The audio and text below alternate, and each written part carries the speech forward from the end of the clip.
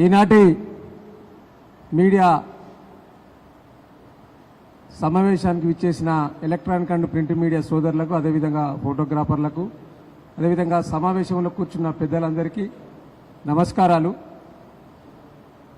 పెద్దలు శాసనమండలి సభ్యులు తక్కలపల్లి రవీంద్రరావు గారు మాట్లాడిన దాన్ని పూర్తిగా ఏకీభవిస్తూ, ఇవాళ ఈ రాష్ట్రంలో తెలంగాణ రైతాంగం కోసం నీళ్లు అడిగితే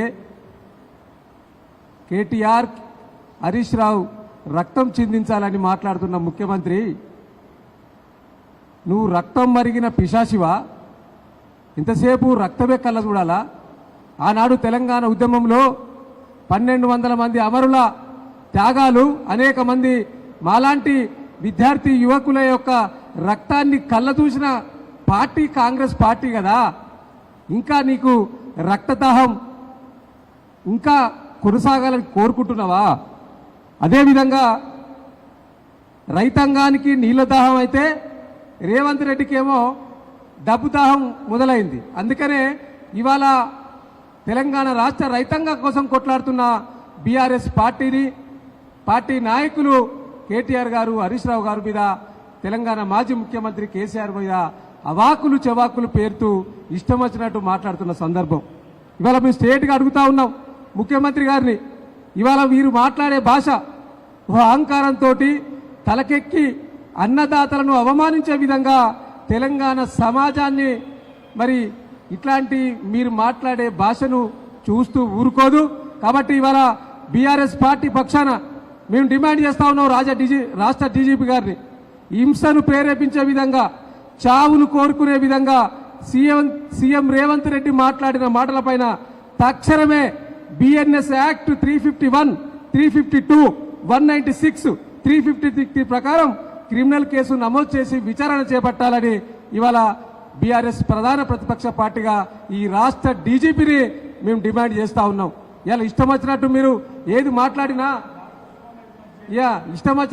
మాట్లాడినా, మా పార్టీ నాయకులు బాల్క సుమన్ గారు కావచ్చు, ఇంకా అనేక మంది రాష్ట్ర నాయకుల పైన, మా క్రిషాంక్ గారు కావచ్చు, అనేక మంది పైన ఒక రీట్వీట్ చేసినా, ఒక మాట మాట్లాడినా మా మీద అక్రమ కేసులు బనాయించి బాల్క సుమన్ గారు ఏదో కాల్స్తాడు కూర్స్తాడని చెప్తే 27 రోజులు జైల్లో పెట్టినావు కదా రాష్ట్ర ముఖ్యమంత్రి గారు.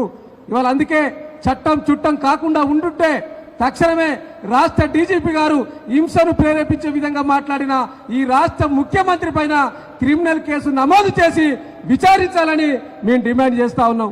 అదేవిధంగా ఇలా ఈ రాష్ట్ర ప్రభుత్వం మాట్లాడిన మాటలు ఒకసారి కనుక గమనిస్తే, ఇలా మేము ప్రశ్నిస్తే దాడులు చేస్తారు, ప్రశ్నిస్తే కేసులు పెడతారు. అదేవిధంగా ఇవాళ మేము అడుగుతున్నాం, మీకు రక్తదాహం నీకు కావాలనుకుంటే ఇవాళ మా పార్టీ విద్యార్థి విభాగం, మా పార్టీ యువజన విభాగం తెలంగాణ భవన్లో రక్తదానం చేస్తూ ఉన్నది. సరిపోతుందా రక్తం?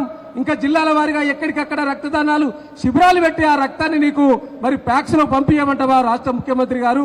ఇవాళ తెలంగాణ రాష్ట్ర సాధనలో ఆనాడు ఉద్యమంలో అనేక మందిలో కొట్లాడిన వాళ్ళు అనేక మంది రక్తం చిందించారు. అయినా మీకు ఇది యొక్క రక్తదాహం తగ్గిపోలే. కాబట్టి ఇవాళ అడుగుతా ఉన్నాం మేము, ఇవాళ మీరు నిరుద్యోగులకు ఇస్తానన్న 2 లక్షల ఉద్యోగాలు ఇవ్వలేకపోలేదు కాబట్టి వాళ్ళు ప్రశ్నిస్తే వార రక్తం కూడా అడుగుతారా మీరు? అదేవిధంగా ఈ రాష్ట్రంలో ఉన్న 22 లక్షల మంది విద్యార్థులు ఫీజు రియంబర్స్మెంట్ కోసం అనేక ఇబ్బందులు పడతా ఉన్నారు. ఆ కళాశాల యాజమాన్యాలు కూడా ఇబ్బందుల పాలవుతా ఉన్నారు. వారు మరి మా ఫీజు రియంబర్స్మెంట్ కావాలని అడిగితే వారి రక్తం కూడా అడుగుతారా మీరు? ఇంకా ఎంతమంది రక్తం కావాలా మీకు? అందుకనే డెఫినెట్లీగా ఈ యొక్క రాష్ట్ర పరిపాలన ఒక పిచ్చోడి చేతిలో రాయిలా మారింది. ఒక హిట్లర్ మాదిగా వారే అన్నారు, నేను హిట్లర్ ఎగ్జాంపుల్ అని చెప్పి. కాబట్టి ఇలా తుగ్లక్ పరిపాలన ఈ రాష్ట్రంలో నడుస్తూ ఉన్నది. ఒక తుగ్లక్ ముఖ్యమంత్రి ఈ రాష్ట్రంలో ఉండి ప్రజలను అధోగతి పాలు చేస్తా ఉన్నాడు. తప్పకుండా ప్రజలు అన్నిటినీ గమనిస్తా ఉన్నారు. సమయం సందర్భం వచ్చినప్పుడు కర్రు గాల్చి బాధపెట్టడానికి సిద్ధంగా ఉన్నారని ఈ రాష్ట్ర ప్రభుత్వాన్ని హెచ్చరిస్తూ తక్షణమే రాష్ట్ర రైతాంగానికి, రాష్ట్ర ప్రజలకు రాష్ట్ర ముఖ్యమంత్రి మాట్లాడిన విధానం పైన క్షమాపణ చెప్పాలి.